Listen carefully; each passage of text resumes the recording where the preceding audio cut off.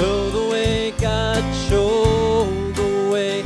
I want to live in such a state of grace. Lead the way, God, lead the way. I want to live in such a holy place. Such a holy place. You are blessed peace. Blessed peace is all that you are. You are blessed peace, God. Blessed peace is all that you are. Show the way, God, show the way. I want to live in such a state of grace. Lead the way, God, lead the way. I want to live in such a holy place. Such a holy place. You are deepest joy. Deepest joy is all that you are. You are deepest joy. Deepest joy is all that you are. Show the way, God, show the way. I want to live in such a state of grace. Lead the way, God, lead the way. I want to live in such a holy place. Such a holy place. You are sacred love.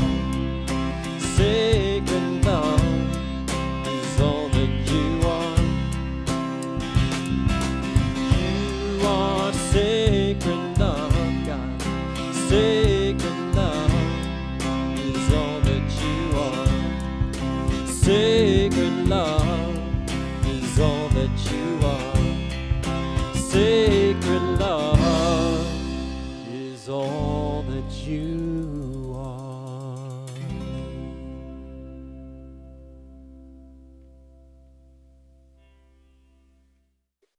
Hello, I'm Joyce Kinzel. I'm a minister at the center. Please join me in prayer. Taking a nice sweet breath and recognizing there is only one power, one presence, and one principle that is fully present every waking and sleeping moment of our lives and beyond.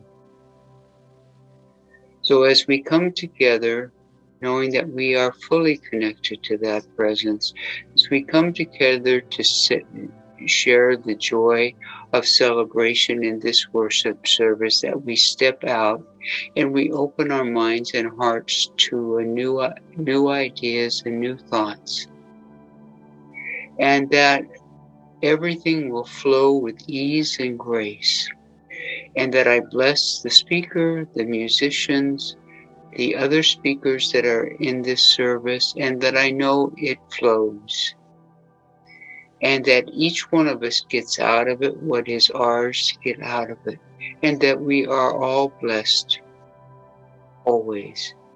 So I simply know that in divine gratitude that I release this, knowing it is absolutely already done, and we simply say these words, and so it is. Here's today's affirmation from our Prayers of Wisdom and Vision book. Wherever I am with the One. There is no place where I end and the divine begins. I am always at home with the love of the Creator. Every aspect of my being, body, mind, and spirit is merged with the one life. And so it is. Hello, and welcome to the weekly virtual service coming to you from the Center for Spiritual Living, Santa Rosa, California. An opportunity for us to come together to explore the spiritual teaching that gives rise to our vision of a world that works for everyone. I'm Joyce DeFala, a minister at the center, and I'm happy and honored to welcome you, whether this is your first time with us or you have been here many times before.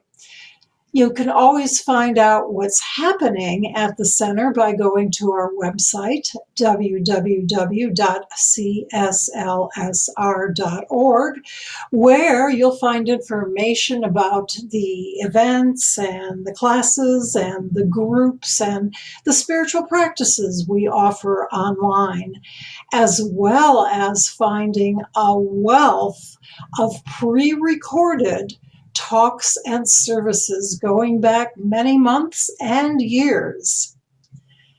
As you can imagine, it takes quite a few people to provide these online offerings, and as well as to maintain our physical center for that day when we are able to safely come back together again. So if you would like to support what our center has to offer, both now and in the future, we welcome a donation from you, which you can do in several different convenient ways. You can mail a check to our center at 2075 Occidental Road, Santa Rosa, California, 95401. Or if you're watching on Facebook, you'll see a donate button where you can safely make a contribution. And of course, at our website, you'll see a portal for using PayPal. That website again is cslsr.org. Wherever you are, whatever time it is where you are, thank you for coming to be with us. I'm confident that somewhere in the words and the music, you'll find something meant just for you to uplift you and to encourage you on your spiritual journey. Welcome.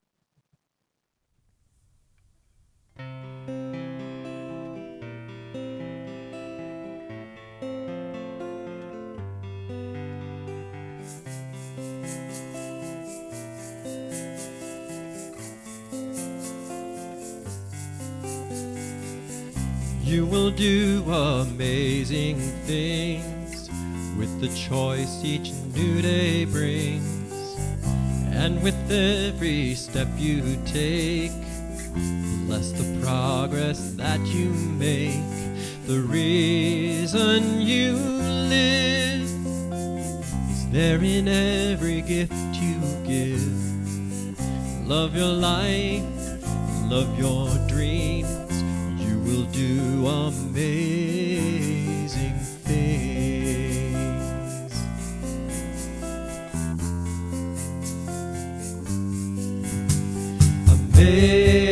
Amazing, amazing.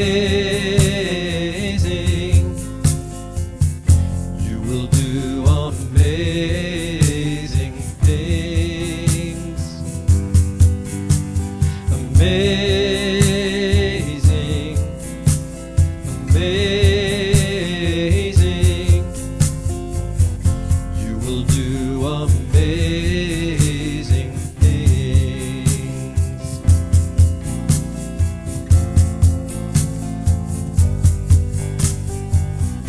Oh, the places you will go and the people you will know. Don't worry where or when or how. You don't need to know that now. You're on the right track. No need to look ahead or back. Just enjoy what this day brings. You will do amazing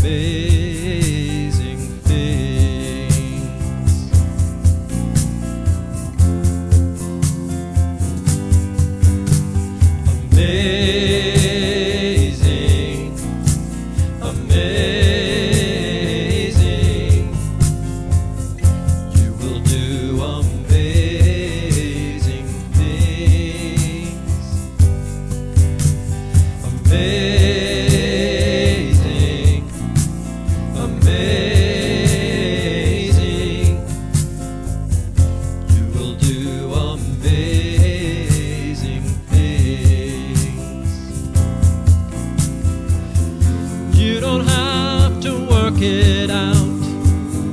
Just stay in the here and now. Let your mind rest for a little while. Sometimes the deepest answers come when you're out there having fun. So close your eyes, take a breath and smile.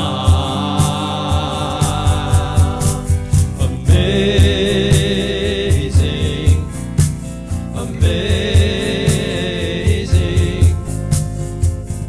You will do amazing things.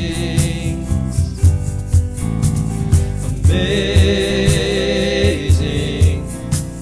amazing. You will do amazing things. Amazing, amazing. You will do amazing things.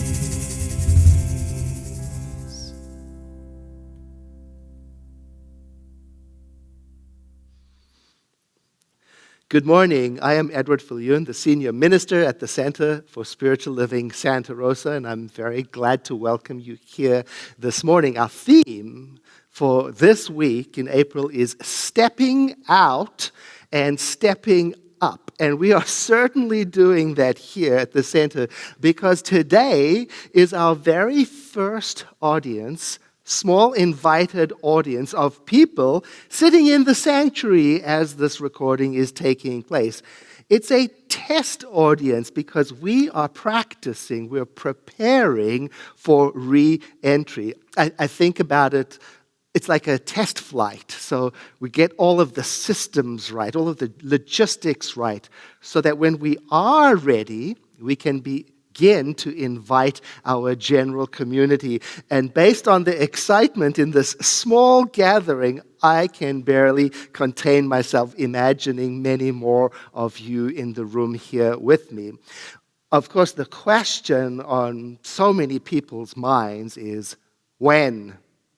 When will it be? So here's basically how it works. We're taking the month of May to do testing.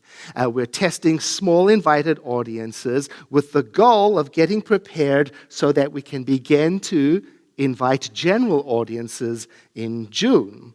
So, of course, the timeline is tentative because it's based on our ability to do everything correctly and well and safely. You can, however, be confident that we will announce our progress all the time on our website and also in our services. So you will know when it is time for you to decide if you would like to join us in person. Now, a little bit about how it will work. Advanced registration is going to be required to attend a service in person. There'll be a link on our website. Of course, the link isn't there now, so don't look for it now. A link will appear where you can make a reservation. The reservation form opens on Monday morning for the following Sunday. Now, because of safety requirements, attendance is limited. So we ask people who register, if they discover that they cannot attend a service, to cancel the reservation to make it available to somebody else who might want to. So you might say we are definitely stepping out into the unknown and stepping up our plan to get together right here in Santa Rosa, and it's exciting, and more information is coming. There's a whole lot of stepping out and stepping up going on in my life, for sure. I've got a new dog, and I've got this new role as the spiritual leader for our whole organization. And I want to tell you a little bit about what I get to do in that role. One, which is a growth point for me. One of my responsibilities is to craft statements about social issues in our world. And I have a committee that supports me in doing it. And they've got a great name, the Spiritually Motivated Social Engagement Committee. SMSE, I call them to make it easy for me to get the words out. So this committee helps me, and we write statements. For example, recently in March, International Women's Day, and the spirituality of celebrating the divine feminine. And then also we made a statement, the Centers for Spiritual Living, statement of solidarity for Asian Americans and Pacific Islanders in response to the increase of violence towards those communities. And then this month we put out a statement about our holy home, because Earth Day takes place in this month. And then just on this past Thursday, a statement came out reflecting on the Chauvin verdict and all of the emotions and the meaning that are emerging out of this, and also how it is pointing to the work that remains ahead of us as a society that we still need to do in order that our world might really work for everyone. As I do this work, one of the questions that comes my way from our New Thought communities is, how much of this ought we to be doing? How much should we be involved in social issues? Is it spiritual? And does social justice fit in? Does it sync with our New Thought spirituality? That's on people's mind. They don't know how to reconcile it. Just recently for the Earth Day statement, we quoted Wangari Maathai. She was a Kenyan social environmentalist and political activist, and the first African woman to win the Nobel Peace Prize, just by the way. And we quoted her because it seems she faced the same question: what's spiritual and what's secular? Right? This is what she said: I never differentiated in my work between activities that might be called spiritual and those that might be called secular. I came to recognize that our efforts weren't only about planting trees, but were also about sowing seeds of a different sort, the ones necessary to give communities the self-confidence and the self-knowledge to rediscover their authentic voice and speak out on behalf of their rights, human, environmental, civic, and political. Now, I love that. You see, she just didn't even bother to make the distinction. She just went to plant the seeds that are yours to plant. And you hear that metaphor in our movement a lot. Planting seeds, along with the question is, what kind of seeds am I planting? And importantly for today, what makes me plant the seeds I plant? What makes me sow the seeds I sow? What compels me to do so? Our committee, the SMSE, began to explore that answer, what compels me, by asking another question. They asked the question, what is the moral imperative of our science of mind teaching? Isn't that a great question? What is the moral imperative of the science of mind? A moral imperative is that which makes us act. And what makes us act is typically connected to our highest ideals and our deepest truth. So we want to know, what are those? And how can we stay close to them when we decide what we are going to do for our world? So we're not looking for a set of rules imposed upon us by others. No, we would never settle for that. We're looking for deeply held beliefs that emerge from our spiritual study, and in this case, of the science of mind. Deeply held beliefs that guide us to act in a way that reveals the greatest good for all, so that the seeds that we sow, the seeds that we are planting, whether they are secular or spiritual or political or economic, whatever they are, that they remain in alignment with our deeply held beliefs. So in other words, we're not only asking, what is mine to do, but also, how does my faith tradition inform me, compel me, and guide me to do what is mine to do? Well, a whole bunch of questions emerge, like, for example, how will I know what is mine to do? How will I know what my values are? How will I know what my deeply held beliefs are? And the truth is, we're works in progress. And one of the pillars of our tradition is spiritual study, to keep on looking into these things. And there are some pointers we can use along the way. Feelings are a good compass to answer these questions.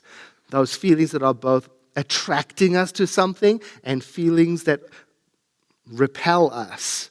Cause us to avoid certain things, because every time we feel that repulsion or attraction, we can know that there is something important here for me, for you. I was in a supermarket once with a friend, and we were talking about spiritual matters and this and that, and shopping, and we were really engrossed in our conversation. And as we were leaving, we walked out the door, and on one side of the exit was a person raising awareness about HIV and AIDS. On the other side of the door was a person raising awareness about animal rights and humane treatment of animals. And as we walked out, it was like a magnet pulled each one of us to the place that had heart meaning for us. And we crossed paths as each one went to the place that had the draw and the heart feeling for us. And that it made me think about that. Because what we chose to go to can't be considered right or wrong. Here's what we might consider when we're thinking about, if we want to even say right or wrong.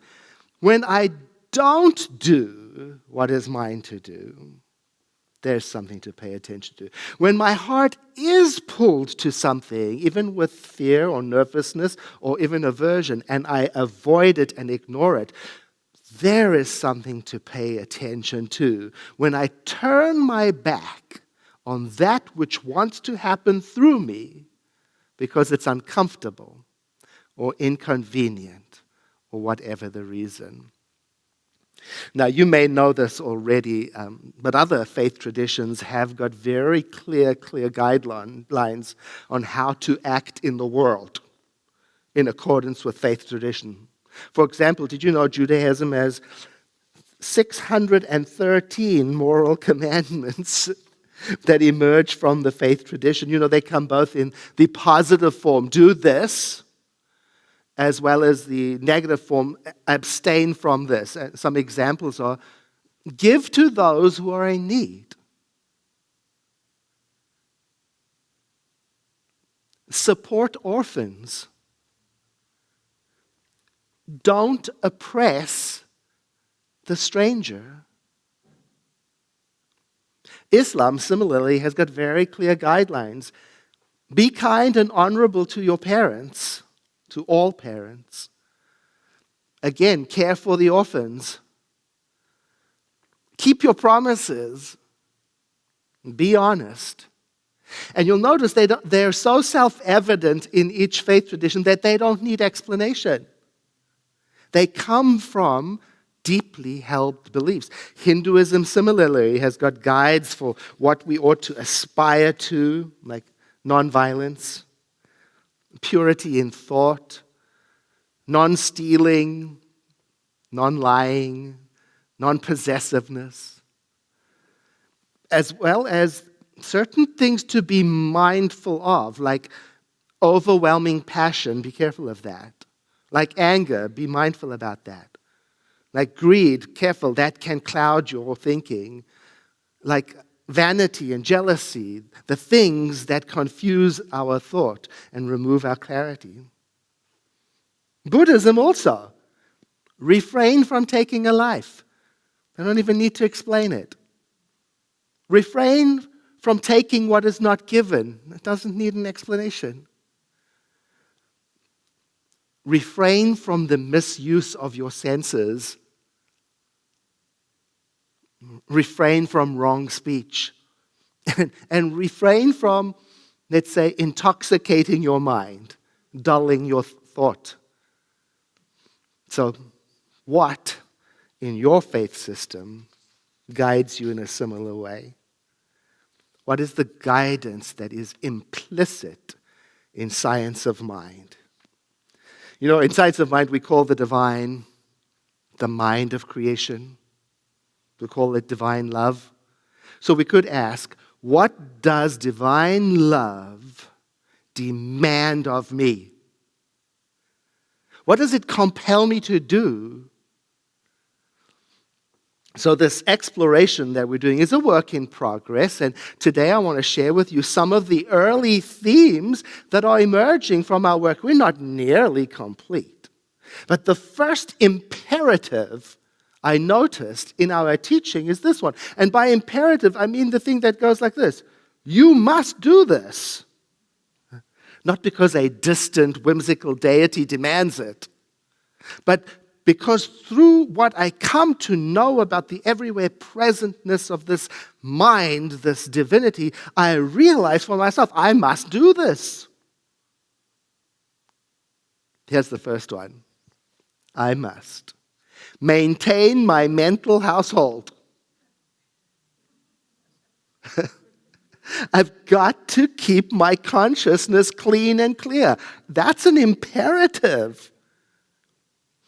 You know, Dr. Ernest Holmes wrote during a troubled time in our world, during the war times, this piece that's become quite famous, and it speaks to it. He says, as never before, our thoughts, our meditations, our hopes, and our prayers must rise in one common accord. And you and I should form the habit of taking definite time each day to pray for peace with justice, for there is no peace possible without justice.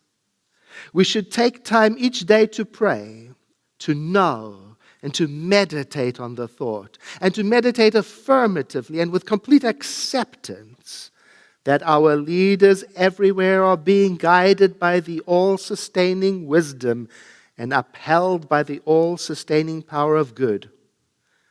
And we should pray for the peace of our own minds, that we shall not become confused. That's the first one. I must keep my mental household clean and clear. Why? Because my mental household is where I plant the seeds of change. So I want to be mindful that I do not plant from a consciousness of confusion or competition or comparison or anger or whatever it is, because, well, also because of the consequences of being haphazard about this. So there you have it, the first imperative. Pay attention to and maintain the cleanliness of my mental household, your mental household. And then the second one that emerges. And then act accordingly. Act in alignment with your spiritual convictions. Keep it clean and then let it guide you to act. And then he quotes Jesus by saying, but faith without works is dead. I believe that was Jesus who said that. He writes this, we should not only pray, but we should also act. We should not only pray, but also act. And listen to this. This is wonderful. It is not enough merely to affirm the presence of God. Prayer is not wishing, nor is it an escape from reality. To be lost merely in our prayers might terminate in an unconscious desire to escape the activities of life. Therefore, we affirm that divine intelligence not only knows what to do, but also that it impels us to act on what we know. You see, it's in there if you look. If you look in our teaching, it's in there. There is guidance for us. Oh, and the third theme that is emerging. First of all, keep my mental household clean, and then act accordingly. And then the third one, and do it with a spirit of inclusion. It's all through our teaching. Think about this. Some of us haven't seen each other for over a year. We haven't been in the same place together. And out of that distance, I'm sure you can feel it, the appreciation for community, the longing to be included and to be together. And even my friends who are introverts are saying, I miss people.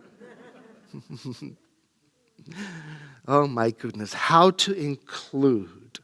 This is one of the considerations for how we open our center, reopen it in a hybrid form. How do we include the people who can't or don't want to attend in person yet? How do we make accommodations for them? And how do we include the people that we've picked up along the way through over 1 year of virtual services who now attend from other cities? We have to include. I mentioned at the beginning that I have a new dog, Quentin, the ruler of my world. Oh, he loves a good game of tug-of-war, He loves that. And the thing about it is, when we're playing, he pretends to run away with the thing in his mouth. And I noticed that he adjusts his speed of escape based on who he is playing with, because he doesn't really want to get away. He wants to include you. He wants to be caught. He doesn't want to play alone. So he wants to slow down so that slow-moving human can catch him, so that we can share the joy together. He'll even pretend to be trapped in a dead end and feign confusion and, anxiety. And it's like, he could clearly run that way, but he doesn't. He gives me the chance to be included at my pace, according to my ability. There's something in that. So, maintain my mental household, act accordingly, and include. And then the fourth one, I've been working with what is the title, what is the chapter heading of this fourth one. I think it's something like practice loving kindness. It's about the style with which we do all of the things we do. I could say it's about authenticity, or maybe it's about being nice or genuine. It's definitely about integrity. It's about letting what is inside of you as a deeply held belief come out on the outside. It's about that somehow, So ways to practice this, to practice loving kindness, are all around us, today, because all of life, and during the shelter in place, I'm sure this has been amplified, all of life is about relationship. Relationship, relationship, relationship. Relationship with the ones we love. Relationship with the ones we don't yet know how to love. Relationships with the ones we love and don't love us back the way we'd like them to. Relationship with those whose differences dismay us. And how to bring loving kindness into that. In our Science of Mind tradition, divine love in us demands that we practice loving kindness. It's an imperative. It demands that we express it in ourselves as a way of expressing the thing itself, through the way we relate to each other. Oh, some of the ways I'm working with relationships and bringing loving kindness into play, I'm learning from Kevin and his therapeutic training. Number one, approach everything with curiosity and not as a know-it-all. He may or may not have said that to me.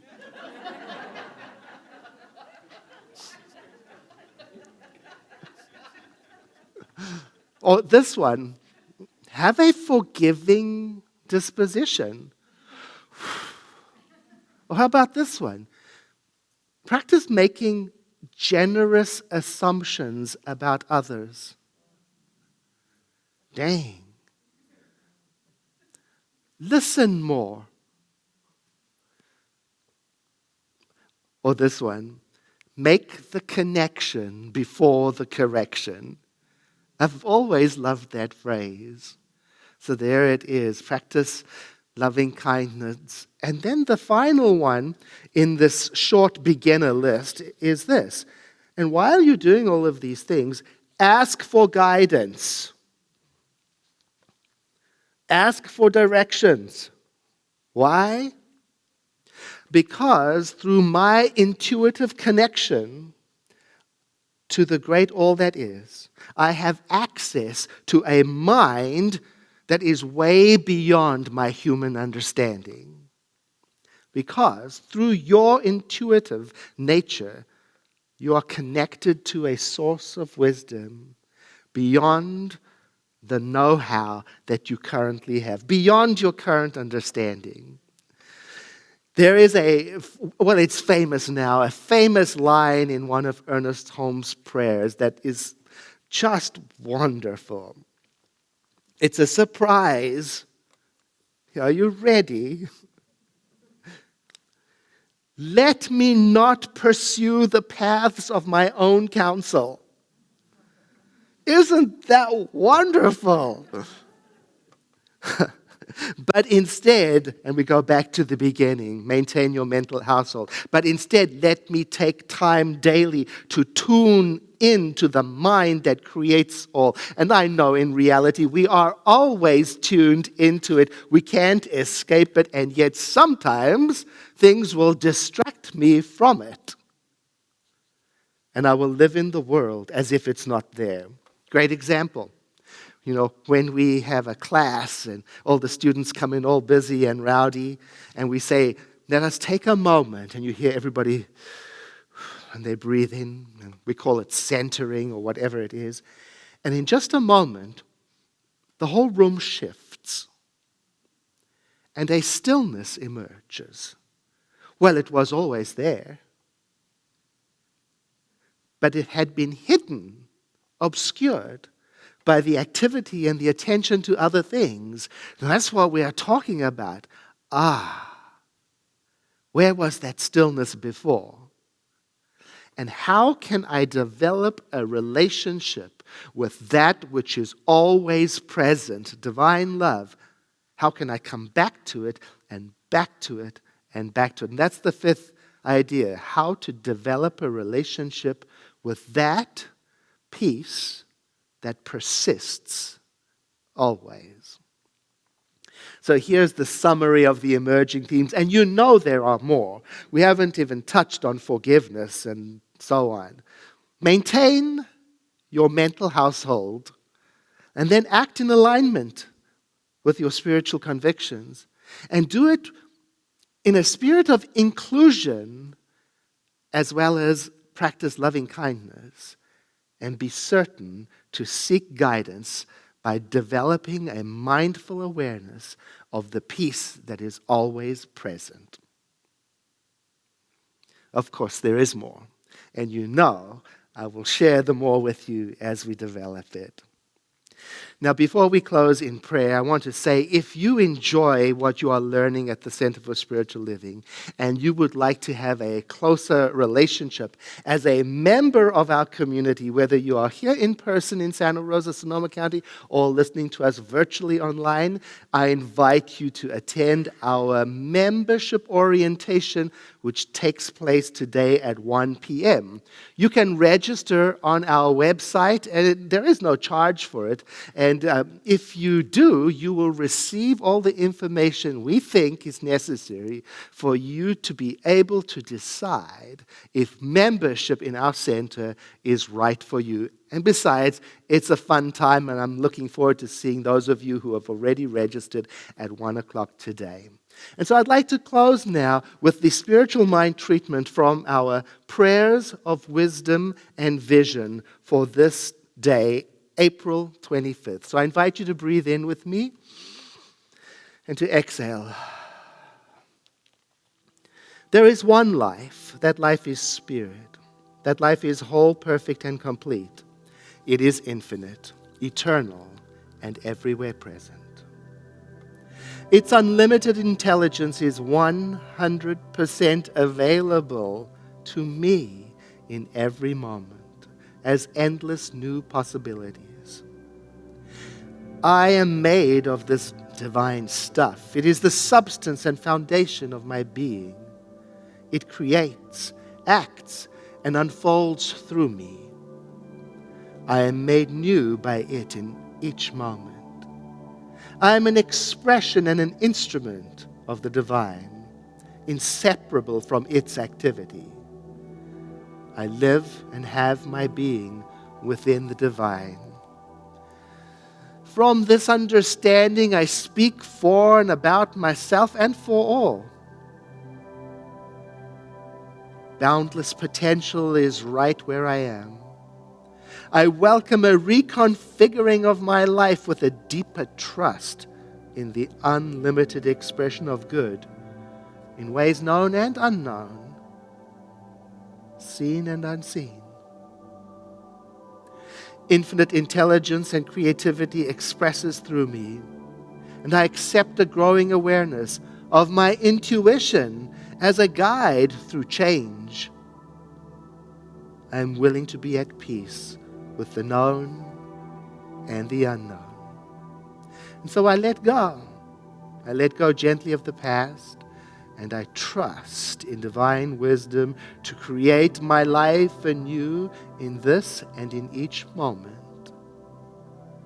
With a grateful heart, I rest in this spiritual truth. It is already known, and it is already done in the mind of spirit. And that is why I say, and so it is.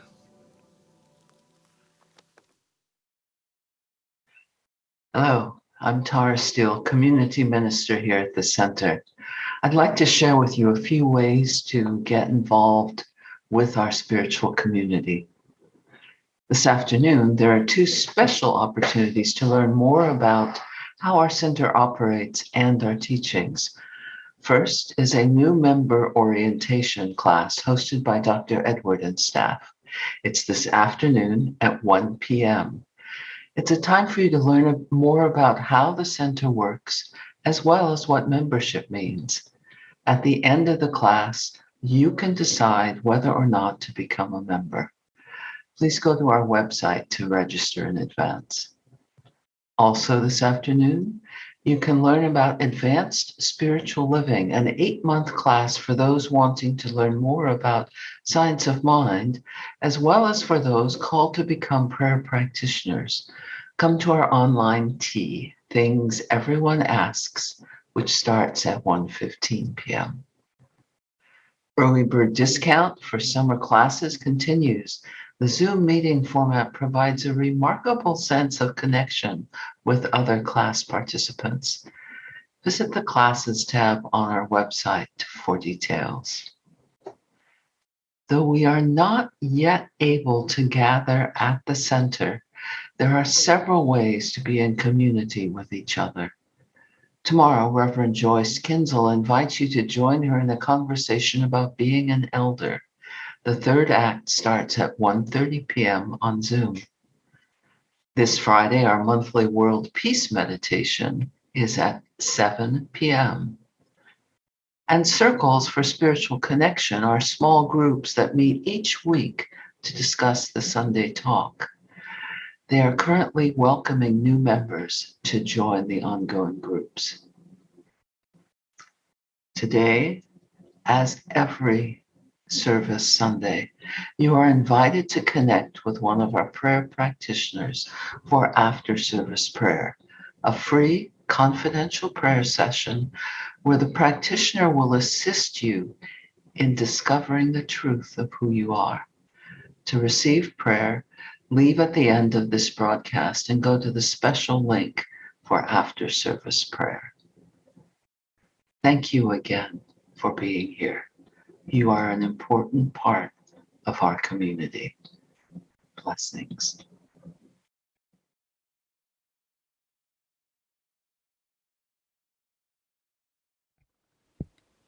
SAVES would like to thank the Center for Spiritual Living for supporting us. SAVES is a nonprofit organization based out of Santa Rosa that helps the unsheltered community throughout Sonoma County. Every week, we cook hundreds of hot meals for people who don't have homes. Many of those meals are cooked by volunteers from the Center for Spiritual Living. SAVES outreach workers, Cheryl and Jackie, bring these meals to the street and deliver them into the hands of people who need hot meals the most. The food that she brought today was absolutely wonderful. Making the food. Thank you very much. Great job. It's really good. He ate mine, half of mine, and his. Hey, thank you guys. We appreciate it. It's good.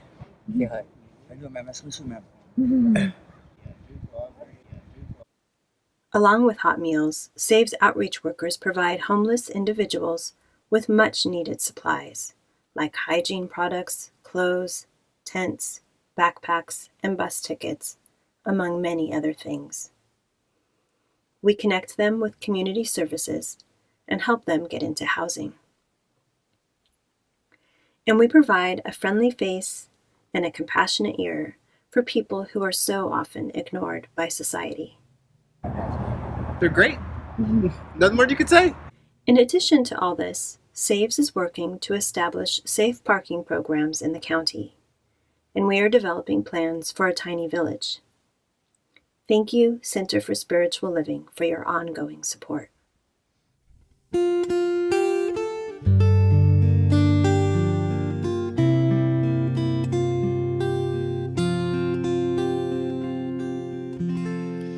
I'm here to remind you of your magnificence, to help you awake to all the wonder that you are. I long to show you all the joy you're worthy of. I'm here to remind you how much you're truly loved. You're here to remind me of my magnificence, to help me awake to all the wonder that I am. You long to show me all the joy I'm worthy of. You're here to remind me